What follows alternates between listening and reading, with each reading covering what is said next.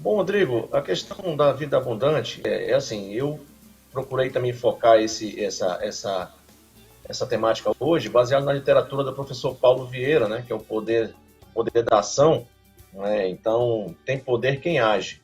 Então, assim, para que nós possamos construir essa vida abundante, nós precisamos ainda fazer uma autorreflexão, buscar nos conhecermos, buscar um autoconhecimento, né? E aí eu deixo, né, o que nós precisamos fazer? O que nós precisamos, primeiramente?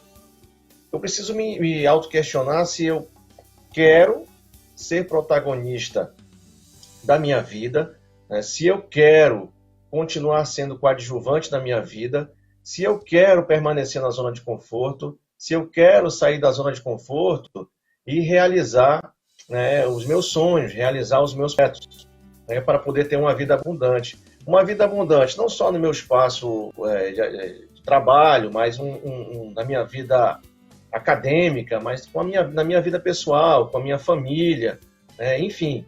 E tudo isso é necessário que eu faça uma autorreflexão, uma autoanálise. Porque deixa eu só te pontuar aqui uma situação. Muitas vezes nós nos deparamos com pessoas que nos dizem o seguinte: poxa, eu não consigo, eu não tenho capacidade, eu sou inapto para essa atividade, não tenho tempo. Enfim, ela constrói narrativas que isso pode, logicamente, vai causar, né, um embarreiramento da sua vida. Só que isso, muitas vezes, Rodrigo e André, e os nossos webnautas, é o seguinte: são, deixa eu dizer para vocês, são situações que nos são repassadas, ou seja, eu ouvi, eu enxerguei ou sinestesicamente experimentei algo que me trouxe aí uma certa negatividade.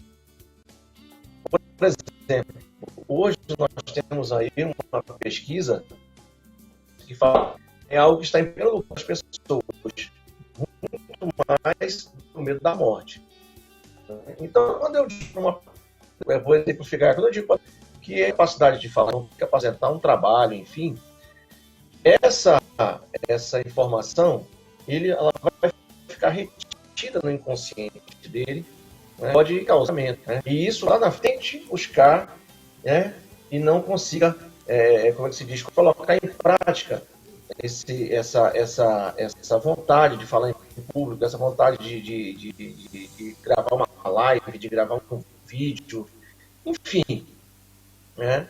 E isso traz um travamento dessa abundância para ele, né? E aí ele vai ficar lá contando horinhas. Nós vamos construir uma liva. Eu consigo, eu não tenho força, enfim. E aí nós quebrar essa barreira, quebrar essa crença. Uhum. Né? Então isso aí é um trabalho que é necessário, um esforço muito grande, né? Para que você possa chegar aí a essa abundância, né? Ok? Isso. Professor, eu lembro que quando eu era mais André, jovem, com 20 anos, 15 anos, assim, eu era muito tímido. Eu não tinha essa mesma habilidade que eu tenho hoje para falar em público, para falar no microfone, até mesmo estar ao vivo aqui. Eu era muito tímido.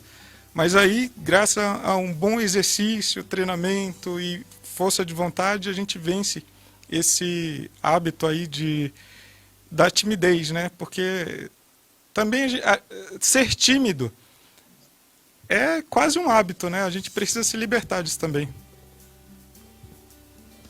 exatamente. Então, você pontuou algo assim excepcional.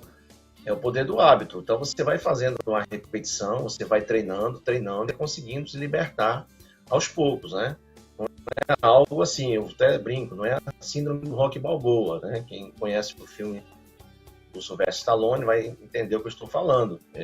Acompanha o filme todo e em 5 minutos você consegue ter o êxito. Não, isso aí é uma jornada, né? Ela pode ser construída a médio e longo prazo. Então é hábito. Você precisa ir se desvencilhando aos poucos, né? Então aí você vai conseguir chegar nessa abundância da sua vida, né? Seja ela a que você busque. Aqui nós não temos nada que esteja feito. Eu não posso dizer para você aqui, olha, a tua vida abundante hoje será enfim, na engenharia.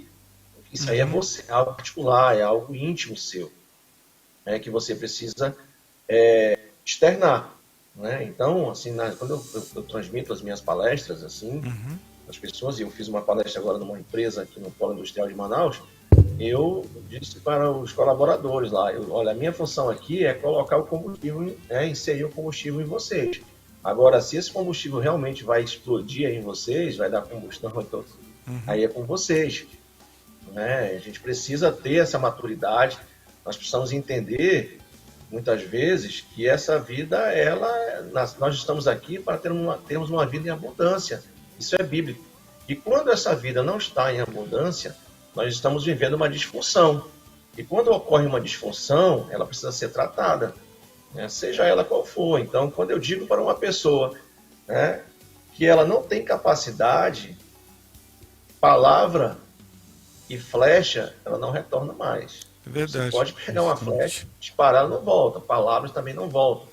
E aí, se ela não tiver um trabalho, tiver ali uma vontade de reprogramação, né, ela vai inserir aquilo ali, ela vai internalizar aquilo como uma verdade, e é difícil. Depois vai difícil, você vai travando, né, e vai passando, você não consegue externar. Verdade. Isso pode causar e vai causar uma frustração nessa pessoa. Então, nós precisamos ter muito cuidado com as palavras. Né? Eu sempre transmito isso para as pessoas. Né? Então, a vida abundante é aquela vida que você conta histórias, você é protagonista, você é o capitão do seu barco. Verdade. Não é marinheiro. Né? Então, deixe de ser um marinheiro, aquele só para receber ordens. Né? Então, que tipo de pai, que tipo de chefe de família eu estou sendo? Né? Como é que eu estou tratando minha família? Com abundância? Eu estou chegando da minha atividade laboral e eu estou me refugiando na minha poltrona estou na minha bolha digital. O que eu quero dizer com isso, uma bolha digital? É que eu chego muitas vezes, não dou atenção para o meu filho, para minha esposa, e vou ficar ali no WhatsApp, no Instagram, enfim, vou ficar me comunicando com meus amigos virtuais e vou deixando de lado realmente a essência, né, dessa interação, dessa relação interpessoal, familiar, que isso é importantíssimo. Né? E se eu levo uma energia positiva para a minha atividade acadêmica, para a minha atividade profissional, e se eu saio da minha casa mal, com um problema, eu vou refletir isso lá no meu espaço, né, no meu espaço da minha atividade laboral, e isso não é legal, isso é negativo. Professor, então, assim... Não. Professor, eu quero agradecer a sua participação. Professor André Luiz enriquece o nosso programa e a gente está muito orgulhoso de ter você aqui, professor. Obrigado por atender o nosso pedido na estreia do programa Revista Oriximiná. O professor André Luiz, além de professor, ele também faz comentários sobre política, história e ele é um palestrante nota 10, André Araújo. Exatamente, meu xará é muito top mesmo, né? Exatamente. Meu xará, né, que ele falou sobre nós tomar as rédeas da nossa vida, né, sairmos da zona de conforto, é isso mesmo que nós fazer, né, sair da zona de conforto, enfrentar qualquer dificuldade, porque é difícil, é duro, mas temos que ser fortes, porque a vida exige isso da gente. Professor, aonde a gente encontra você? Quais suas redes sociais e a nossa despedida? Olha só, o meu Instagram, a maratonada lá, é andreluiz.educador. Né? Então eu deixo aí, quem quiser maratonar, eu sempre posto geralmente 2 vídeos aí semanais. E nos stories diariamente nós estamos postando aí várias mensagens, né, motivacionais, enfim, mostrando para as pessoas que realmente elas são capazes. E para finalizar, eu vou deixar aqui uma máxima do professor Mário Sérgio Cortella, que é um filósofo contemporâneo brasileiro, renomado. Ele diz o seguinte: conhecimento e afeto precisam ser compartilhados, senão se perde. Então, Rodrigo, André, eu agradeço, estou sempre à disposição, assim que se sentirem aí, pode se sentir à vontade. Todo sábado a gente está aqui. Me informe a temática que nós vamos discutir aqui com certeza. E essa é a nossa missão aqui. Obrigado, professor. Obrigado, Professor André professor. Luiz, diretamente de Manaus. Obrigado, professor André Luiz. Forte sempre.